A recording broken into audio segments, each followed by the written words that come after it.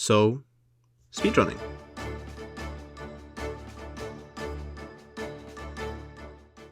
I think we all have a picture of a game in our head that we consider a speedrunning game, like Super Mario 64, Super Mario Odyssey, Hollow Knight, Celeste, Neon White, and even more niche titles. But one game that held its clutches on me for this past month was Silksong. I already poured unholy amounts of time into this game to practice skips and the speedrunning route. I think it's about 120 or like 115 hours at the time of this recording, and at least 60 to 70 of those hours were just spent on speedrunning, discovering the route, practicing skips. And I've come to think there's a lot of players that really like speedrunning, and not even that they like to speedrun, but that they like to look at speedruns. And I thought most of these people probably don't know how impactful and fundamentally insane some of these skips were to changing the route and improving it. That's the reason why I wanted to do a little video essay on all the skips that have been found in Silksong and the any% route. So kick back, relax, and enjoy me explaining some of the most intricate and cool skips that this game has to offer. So, starting off, I just want to mention that there are a lot more skips in the game with many categories, like low percent for example, true ending, and many more. But I will be only covering the any% route, as I myself am more familiar with those skips and I can provide more knowledge for them than for any other category. Also, I will be trying to credit the people that found the skips, and I put a lot of time into researching who actually discovered the skips, but I'm sure there will be a lot of skips where I will not have found the person, so please just go to the people that I mention and check out their channels, because I think they have some really cool videos on there. And for the people that I didn't have found the skips from, please leave a comment if you know who actually found the skip and I don't know who found it. That would be really helpful. And yeah, now enjoy the video.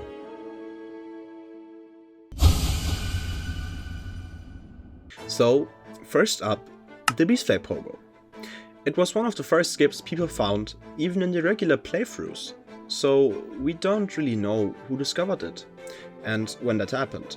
But anyway, the beastfly pogo is a really basic skip, but don't underestimate it. It's a pretty hard reset point for not only myself, but for other runners too. This doesn't mean it can't be performed consistently, it's just really finicky in the timing muscle memory department. So the skip has a pretty basic setup. In a sense, you just jump down from this ledge, pogo to the left once, then null jump, jump onto the right ledge, we wait until the beastfly charges at us into the wall, we jump on the platform in the middle, go to the upper platform on the left side, and then stand precisely between these two pillars. Then we just wait for the beastfly to fly up, and when it's high enough, we want to trigger it, and then go a bit left, jump, pogo to the right, ledge grab, and then just climb up. And this skip saves approximately 2 to 3 minutes, as without it you would have to navigate the default route, which includes an enemy arena, this entire room I'm showing in like, I don't know, 200 times speed, then another room also shown at like 200 times speed, and then you only reach chakra. So this skip, even if it's small and basic, still saves an unholy amount of time in comparison to just doing it the normal route.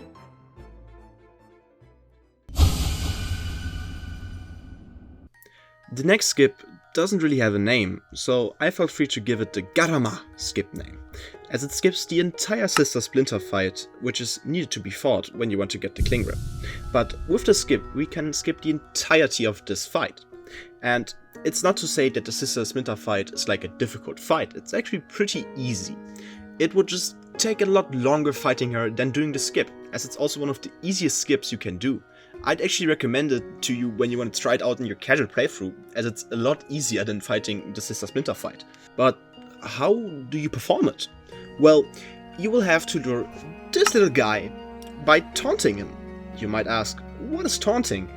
There's this new mechanic in Silksong where you press V on your keyboard, and I don't know what button it is on controller. Please put it in the comments, guys. Thank you. You press V on your keyboard, and then Hornet does a taunt, screaming Gama, which why I chose the name Gama skip. And when she does that, enemies that fly will fly closer to her. And this enemy in particular is just in range to when you stand on this ledge here. When you taunt it, it will come towards you.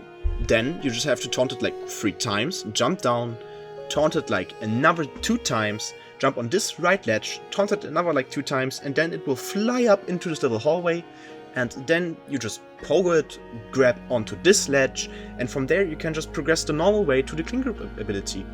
That skip was also discovered fairly early into the lifetime of the game, so I don't actually found who discovered this skip, just keep it in mind. But moving on.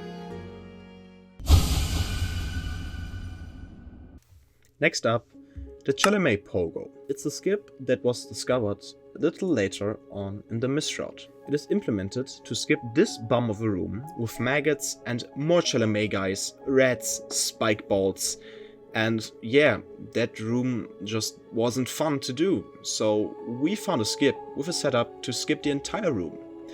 So, we runners would get up to the first chalame in the first room and leave the transition into the above mentioned not fun room. But then we leave the room the same way we came. We do this to reset the position the first chalame we see was at. With this reset position, we now sprint jump and then pogo.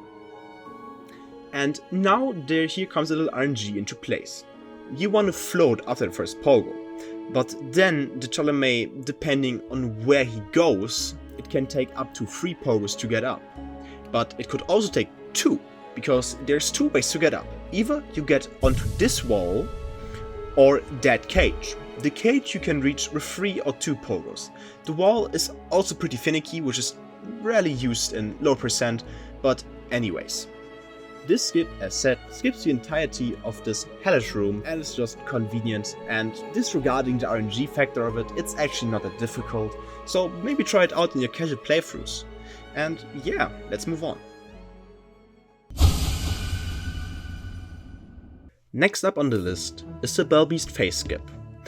The Bellbeast phase skip was discovered by Joe Gnome, and it is used to save 10 seconds on the Bellbeast fight, as the phase transition and the phase where bells fall down from the ceiling waste a lot of time. So Joe found out that if you hit the Bellbeast with 12 needle hits and 4 silk spears before the phase transition, and following that hitting the Bellbeast 3 times with the needle and once more with the silk spear in the phase transition, you can skip that phase completely and save some time. This skip at this point has a lot of setups, but I'm gonna share mine as I think it's a little easier, but also like 2 to 3 seconds slower. So my setup is I go up to the Bellbeast where it will pop out for a dash attack the first time you trigger the fight. Then I will silk spear the Bellbeast once, hit it 1-2 times. Speedrunners here would usually hit it 3 times, but I only do it twice. Then I jump over it, don't pogo it, just turn around and hit it once more in the back and then just throw a silk spear. So we got 3 hits and 2 silk spears in already. Now what I did in this clip is hit the Bellbeast 4 times in this charging attack. So we're at 7 and 2 silk spears. Now what I want to do for me to be consistent at it is just get 1 more hit in, because then I guarantee the phase transition skip. So on this jumping attack, I only hit it once because I just want to play it safe. Then we have 8 needle hits and 2 silk spears. Now we gotta get lucky, and I didn't get lucky on this pattern, so I just had to wait for a little bit. But then the Bellbeast decided to do its jumping attack again. This is the easy setup for me, as I think the charging attack is really inconsistent. So I waited for the jump attack, silk speared it once, then as it jumped over me, I hit it twice, hit it 2 more times, and then 1 more silk spear. Now you have the 12 hits and the 4 silk spears in before the phase transition. Now you want to line yourself up with this part of the bell, kinda. Then you just wait until it appears from the phase transition, hit it 1, 2, 3 times and immediately silk spear. This should work 100% of the time, if you remember the timing and if you want to play it safe, but still want to get the skip. I would recommend this setup, as I believe it to be a lot more consistent and easier than the setup that actual speedrunners use that are like top tier. So yeah, let's move on.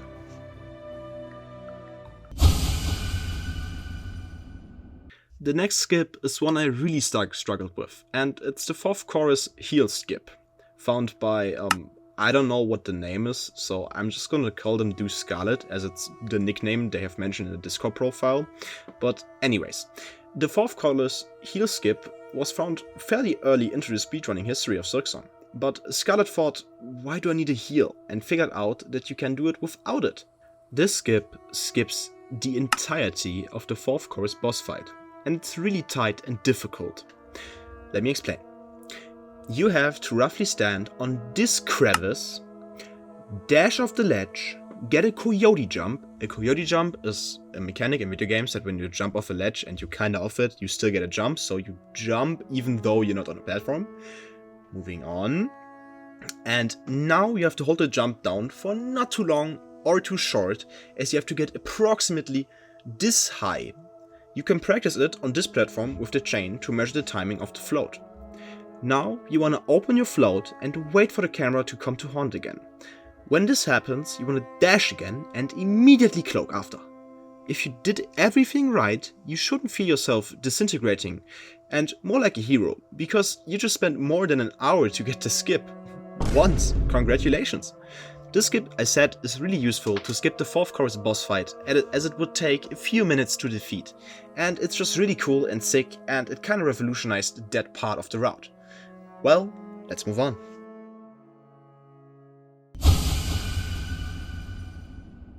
Ooh, that was a tough one when I wanted to get it down. Well, anyways, the crawskip, found by Fallen Turtle, is used to skip to the Gama bell, as we need it for the new bell route that has to fight the last judge. This is one of the first skips that makes the bell route just slightly faster than the mist route, as usually you would have to clear the Graham or Crow arena and then do some bouncy parkour. Well, now we can just skip that. There's two setups with these two crows to just skip to the first Gama bell. And I'm gonna explain my setups for it, because I think mine are also like easier again, but they still work the same, okay? So let's begin. Entering the room, you just want to follow the movement I'm showing on screen, as it will always put you in the position to perform the skip correctly. Now, we want to line ourselves up with the middle of this little grass strand. If we do it right, you should stand about here. Don't surpass it, because it will summon the second crow, which we will need to be summoned a little bit later so we can pogo off it. Okay guys? Okay. So, the first scenario that can happen is that the crow will charge at you fast. When this happens, you just want to do a high jump, as high as possible, to jump over it, and as soon as you land on the ground, you want to slash upwards 2 times. 1, 2. Now, you want to hold dash for like a second, like half a second long. It's a little bit about muscle memory, just get it down once, then you will have it. Dash to the left, turn around to the left side, jump, pogo, and the second crow will spawn really close to you. But don't worry, most of the time it won't hit you. You can do this a lot faster without it actually hitting you, so don't worry. You pogo the first crow, the second one spawns, you just want to pogo it, dash to the ledge, you got it. Okay, that's the first scenario. Now, the second scenario. It's not that hard in comparison. The crow, instead of charging you immediately, will fly closer to you. When you see it does that, walk a little bit to the right, but not too far to spawn the crow immediately. Then, when the crow charges at you, you want to jump dash, jump dash. This is the case, as it will set up you nicely for the skip. Then you want to turn around to the left again, wait a little bit, because if you're too fast, the crow will hit you, and then it's just cooked. So just wait a little bit, jump, pogo the first crow, and pogo the last crow. It will not be as finicky and close as the first scenario, so you will feel a lot more comfortable with. And this is the crow skip for you guys. Moving on.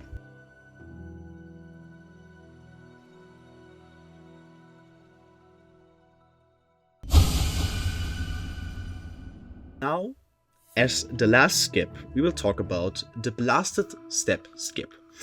It's the only skip in the game that actually made the bell route viable in comparison to the mist route, as it's approximately 20 seconds faster. But there's a slight problem. There actually was a first blasted step skips, but runners discarded that skip, as it would waste a heal, which we need for the second one to make it a lot easier. And it doesn't even save that much time, so I will show it on screen. It's fairly simple. You run to the right, jump as high as you can with the best coyote you can get, cloak over to the right, get a heal in, about here. Then cloak again, dash, grab onto the ledge, and you did the first blasted step skips. But I wouldn't recommend using it, as it's a lot more difficult to do the second one without a heal. So let's move on to the second one. The second blasted step skip skips an entire room that is really long. And it's really worth to do it, because as said, it saves 20 seconds on the best RNG for the miss route possible. So we wanna get up to this little thing. There's a little conchfly skip before. I just don't know how to perform it. You can also just use the waht. It's just 5 seconds slower or something like that. But anyways, you get up here, run to the right, jump as high as you can. You want to get the highest apex you can get. Then float, and approximately the end of this cage above you should mark the point where you pop your heal, cloak again, dash, and there's a wall that seems like you can't wall jump off it, but you actually can. So you dash into that wall jump, and then you're up, and that just skips an entire room and saves you so much time that miss route is now irrelevant. And then we just go jump up this little platform. There's a different little skip here. I think you can see what it is, and it's not that difficult. It's just a wall jump and dash off, and that's the blasted step skips. Let's move on to the conclusion then.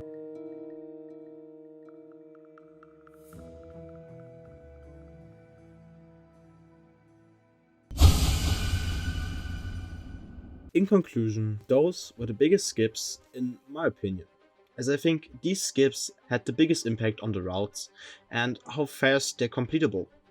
As always, I'm open for feedback, and what's the best skip in your opinion? Also, I stream every Saturday and Sunday at 7 PM European time, so if you want to watch some challenges or any percent runs live, come around and say hello. But now, peace, and have a good evening everyone.